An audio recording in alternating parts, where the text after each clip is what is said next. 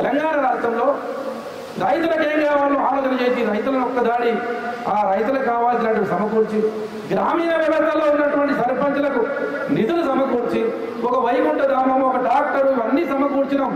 ఇవాళ తెలంగాణ రాష్ట్రం ఒక రైలు పట్టాలు ఎక్కింది. ఇప్పుడే ఈ ఎక్కినటువంటి రైలు పట్టాల్లో సేఫ్గా ప్రజలు ప్రయాణం చేస్తున్నారు.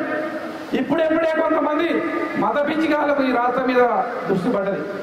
అక్కడ ఉన్నటువంటి 19 రాష్ట్రాల్లో పాలిస్తున్నటువంటి వాళ్ళకు సరిపోలేదు, కానీ హైదరాబాద్లో కావాలి. ఇవాళ గంగా జమున ఖరీఫ్ తోటి ఇవాళ హిందువులు కానీ ముస్లింలు కానీ ఐక్యమత్యంతో జీవిస్తున్న రాష్ట్రం, శాంతి భద్రతతోటి ఇలా సంపూర్ణంగా ఉన్నటువంటి రాష్ట్రం తెలంగాణ. మరి అట్లాంటి తెలంగాణలో కుట్రలు చేయాలి, కులం పేరుతోటి మతం పేరుతోటి చేయాలని కొన్ని పార్టీలు ప్రయత్నం చేస్తున్నాయి. ఇలా కేసీఆర్ గారికి 2 కులాలు తెలుసు. కులాలు తెలియదు, ఆయన మతాలు తెలియదు.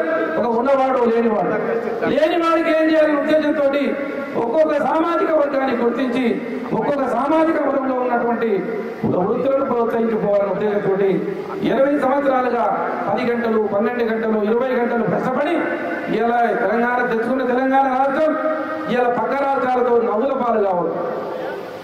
అప్పుడే చెప్పిన తెలంగాణ రాష్ట్రం ఇచ్చినప్పుడు ఇదో మీకు పాలించుకోవడం రాదు, అసలు మీకు పాలనే తెలియదని చెప్పి అట్లాంటి వాళ్ళ ముందర మన నగుపట్ల పాలు కావద్దని కడుపు కట్టుకొని నోరు చంపుకొని ఇలా పాలన కొనసాగిస్తూ భారతదేశంలో ఏ రంగానికి వెళ్ళినా కానీ మొదటి స్థానంలో ఉన్నటువంటి తెలంగాణ రాష్ట్రాన్ని తీసామంటే అది కేసీఆర్ గారి ఘనత కాదు, మా ఘనత కాదు.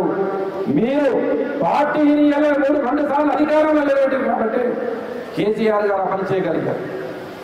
మీరే అధికారం ఇవ్వకపోతే కేసీఆర్ గారు ఆ పని చేసేవాడు కాదు, మేము ఆ పని చేసేవాళ్ళం కాదు. అందుకే కార్యకర్తలైనటువంటి మనం గతంలో బీజేపీ పాలన చూసినాం, కాంగ్రెస్ పాలన చూసినాం, తెలుగుదేశం పాలన చూసినాం. నీళ్లతో తాగుడిన దానికి కిలోమీటర్లు బోర్డు కొట్టి మన భుజాలు పోయినాయి, కానీ మనకి ఎక్కడ నీళ్ళు వచ్చేది కాదు. వానకాలం వస్తే మొగులు దిగి చూసినాం, కానీ మన కంటలు నీళ్ళు వచ్చినాయి, మన పంట పొలాలకు నీళ్ళు రాలేదు. ఇలా వానకాలం వస్తే ఏ ఒక్కరైతేనా మొగులు దిక్కు చూడకుండా కాలువల దిక్కు చూసే పరిస్థితి తీసుకొచ్చినాం. ఇవాళ బీఆర్ఎస్ పార్టీ కండువ వల్ల, గులాబీ జెండా వల్ల, కారుగుర్తు వల్ల, ముఖ్యమంత్రి గారి వల్లనే ఈ పరిస్థితి రాగలిగింది. ఈ తెలకపల్లిలో తెలంగాణ రాష్ట్రం రాకముందు ఎండాకాలం వస్తే ఇదే చిన్న ముందునూరు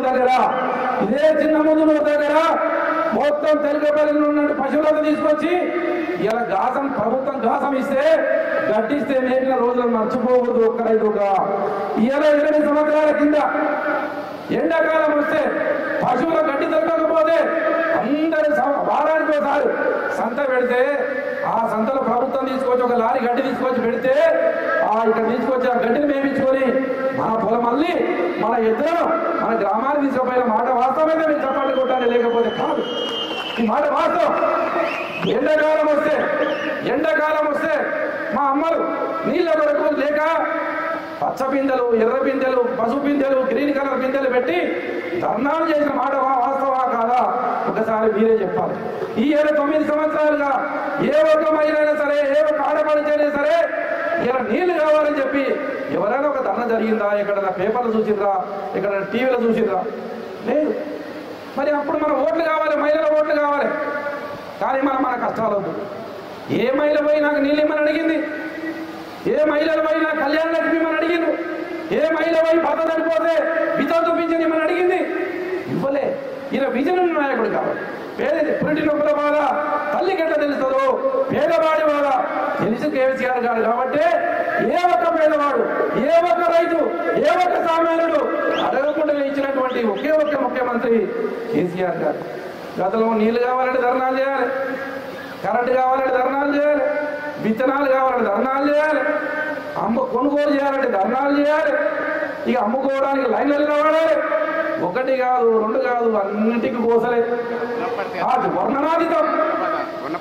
వదిలమడానికి పోతే ఆ మార్కెట్లో 3 రోజులు 4 రోజులు ఉండి మన ఇంటికాడ నుంచి ఇచ్చి టిఫిన్ బాక్స్ వచ్చిన తీసుకొచ్చిన రోజులు మర్చిపోలేదు మనం.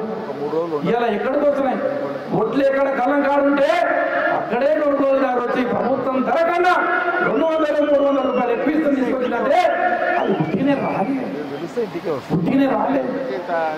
దాని మీద ఎంత కఠోరమైనటువంటి అమలు చేస్తే తప్ప వచ్చేది, లేకపోతే ఉట్టి వచ్చేది కాదు. చాలా మంది మాట్లాడతారు ఇలా తల్లి గంజిమైనవాడు చిన్నమ్మకు బంగారు గారు చేపిస్తాను చాలా రకరకాలుగా మాట్లాడతారు. అరే అవులే 60 సంవత్సరాలుగా మీరే పాలించింది ఇక్కడ, ఎందుకు నీళ్ళు ఇవ్వలేకపోయినా మా రైతాంగానికి? ఇదే తెల్కపల్లిలో 6 సంవత్సరాల కన్నా ముందు 40 ఏళ్ళనో 20 ఏళ్ల కింద నీళ్ళు ఇస్తే మా తెల్కపల్లిలో భూములు ఇప్పుడు 4 కోట్లు 5 కోట్లు పలికేది. మాట వాస్తవం కాదా?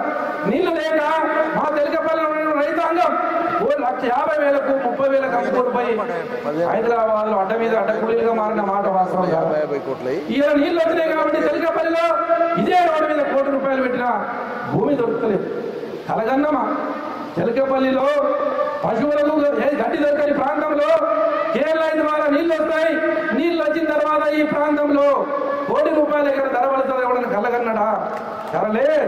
కలలే ఊహించినటువంటి కార్యక్రమాలు చేసింది ఒక్కడు కేసీఆర్ గారు. అబ్దుల్ కలాం గారు చెప్పినట్టు కళల ధ్యాన కాదు, కళలను సాకారం చేసుకోవాలి.